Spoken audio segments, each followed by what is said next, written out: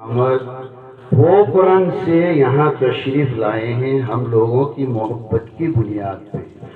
صحت اجازت نہیں دیتی، لیکن دل نے یہ برداشت نہیں کیا کہ جامعہ دارالعلوم سندھی نگر کا مکتب جو ایک گھر میں چلتا تھا، کئی سالوں تک گھر میں چلا، اس کے بعد ہمارے یہاں کے پرانے ساتھیوں نے فکر کی، دھیرے دھیرے گھر سے جو ہے مسجد کا وجود ہوا، جن میں بہت سے ساتھی تو ہمارے درمیان سے چلے گئے اور ان سب کے لیے ذریعہ بنے بڑھا ان کی فکروں کا اور یہاں کے ساتھیوں کی فکروں کا آج نتیجہ ہے کہ پہلے مکتب یہاں پر جو چلتا تھا عصر مغرب کے درمیان میں چلتا تھا، لیکن یہاں کے ساتھیوں نے فکر کی کہ اب ہم 24 گھنٹے پڑھانے والے استاد کو رکھیں گے اور ہم ان کی ذمہ داری کو بھی پورا کریں گے۔ الحمدللہ آج ہم جتنا بھی اللہ کا شکر ادا کریں کم ہے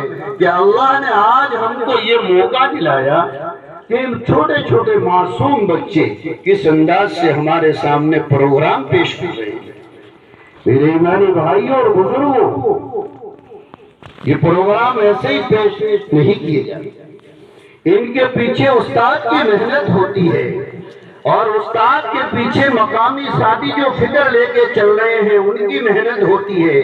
جیسے ہماری مارواڑی ایک کہاوت ہے کہ تالی دونوں ہاتھ سے بجتی ہے، ایک ہاتھ سے نہیں بجتی۔ دعا فرمائے اللہ تعالیٰ اس مکتب کو خاص طور سے بری نظر سے حفاظت فرمائے۔ الحمدللہ تھوڑے وقت کے اندر، یہ دوسرا سال ہے مولانا ہارون کو، لیکن الحمدللہ بڑی بہترین محنت ہے۔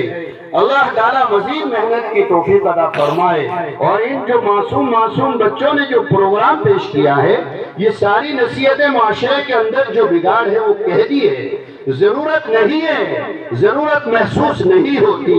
ہر موضوع پہ ان بچوں نے پروگرام پیش کیا۔ الحمدللہ عمل کی ضرورت ہے، عمل سے زندگی بنے گی، باتوں سے باتیں وجود میں آئے گی اور عمل سے زندگی بنے گی۔ اصل مقصد ہے کام۔ باتیں ہم نے بہت کر لی، اللہ ہماری حفاظت فرمائے۔ اس وقت